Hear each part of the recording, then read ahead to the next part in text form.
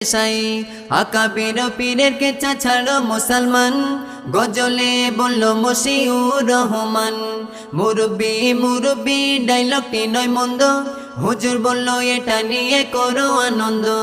কিছু মিথ্যা দেখে হঠাৎ ঘুরে যায় মোর মাথা সালাম দিলে গাছে নাকি বলতেছিল কথা গুজবে এলাকাবাসী উঠেছিল মেতে